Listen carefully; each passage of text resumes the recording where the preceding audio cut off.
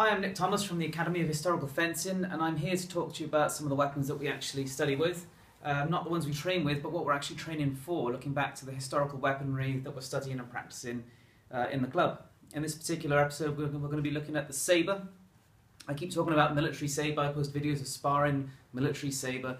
We're going to look now at what that actually is, some original examples from different periods. So first of all, the kind of thing you're going to be typically seeing on our videos. This is what we normally call Gothic Kilted Infantry Sabre, popular throughout most of the 19th century, and this is a British infantry officer's sword. When you see the steel sabres being used on the videos, this is the sort of thing we're representing. We'll look at that more in detail later on. And when you see the black fencer synthetics being used, we're representing an earlier pattern of British sabre like this, which is the 1803 flank officer's sword, and has a lot less hand protection, slightly heavier, more curved blade, and again we'll be looking at a bit more about that in the future. I want to talk to you about the origins of what we do, the manual we're working from, and the different weapons it relates to, because in part, calling it military sabre doesn't give the full story. The manual we work from, Roworth, is a Napoleonic manual originally, published in 1798, and it looks at more than just the actual sabre itself. In fact, when the manual was published, the primary weapon of the British infantry officer was this, a spadroon.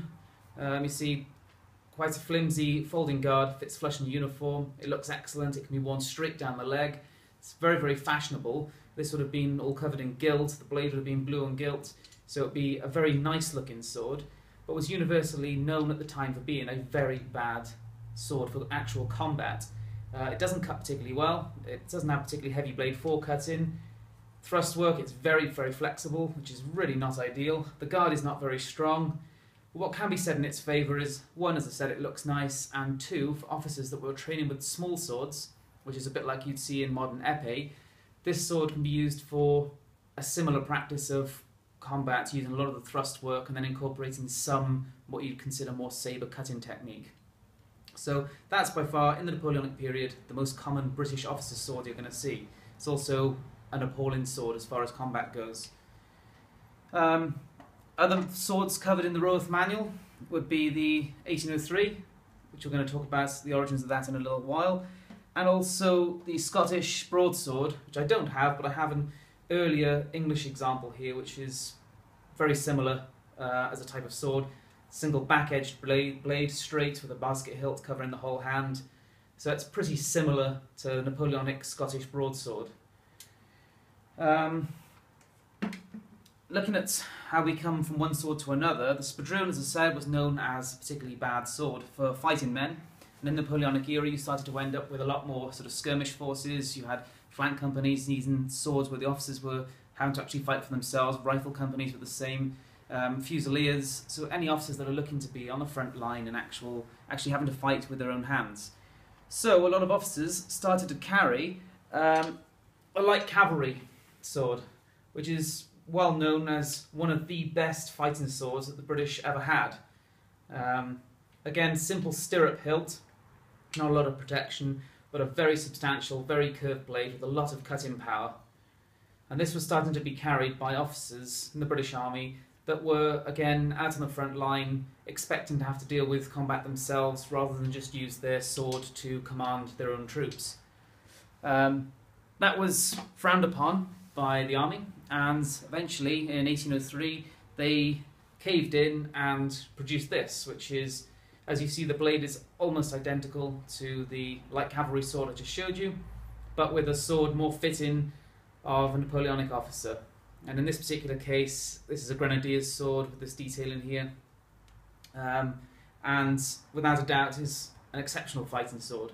It's a little bit lighter than the light cavalry that it came from, only a little bit, so it's better suited to infantry combat, and really does work well. In terms of weight with these swords, this flank officer sword, you're talking around about 800 grams, ranging up to about 830. That's just under 2 pounds, about 1.8 pounds, so not a particularly heavy sword at all. And the light cavalry that it came from, only a whisker more. You're talking about 2 pounds dead on, roughly, maybe a whisker more for some of them. So not a lot in it. And the Scottish swords, they tend to be varied a little bit more because a lot of the Scottish officers used old family blades, So whilst you'll see some standardised hilt patterns, the blades varied quite a bit. Average weights coming in around about 1.2 kilos, even up to 1.4 for some of the larger examples. So that's looking at the three Napoleonic officers' swords. What you then see is not just the officers using these swords for training, but a lot of other men in the armed forces having to use swords for different purposes. So in the Navy they were teaching cutlass according to the same drill, just using a slightly smaller sword.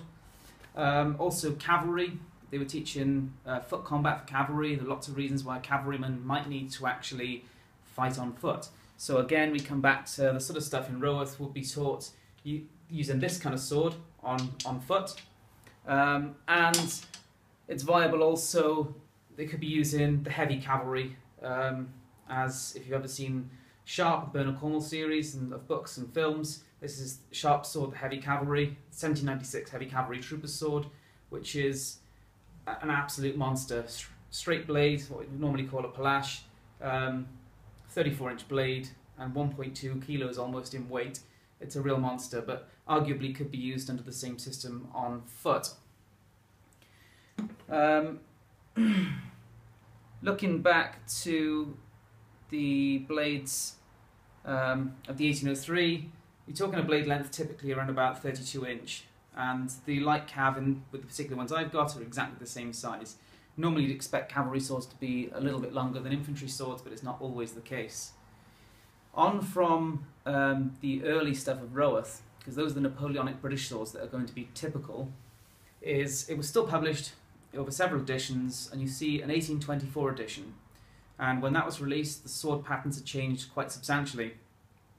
And when we talk about military sabre, the assumption is that all the British forces, or officers at least, and similar ranks using swords like NCOs, will be using a sabre. As we've just seen from the Napoleonic period, it's not quite the case. However, when you get to 1822, so 2 years before the third edition of the manual, the swords change substantially, and you end up with what is this Gothic hilt that I mentioned at the start. And this is the pipe-back version, so how it came out in 1822. So a lightly curved blade, much more ornate guard with more hand protection. A lot of them had folding guards, like this example here, where the actual guard will again fold down for protection, but fold up to fit flush on your uniform. And this here is the fullard version of the same sword from the 1845 onwards. So a fullard blade, but for all intents and purposes, the same sword. And when you get to that example, most, if not all, of the swords being used then followed that similar pattern for infantry use, is around about 32.5-inch blade, weighing just under 2 pounds, which is about 850 grams, and they're all very, very similar in design up until the late 19th century. So there you have it, the selection of British military swords that we're practicing for. The spadroon, almost nobody currently trains for because it is universally hated by people as it was in the day, as it is now, but it will be interesting to get some training swords for it. I'm not aware of anybody that currently makes them. I am going to produce a video looking at the different training swords that we use to represent these different swords over the next few weeks. But for now, you've got an example here of all the original swords. Remember, when we talk about sabre, most people think of a cavalry sword or modern sports sabre, but the reality is we're training for infantry, British Military Infantry Sabre, spadroon and Scottish broadsword. Hope you enjoyed the video, and I'll see you again soon.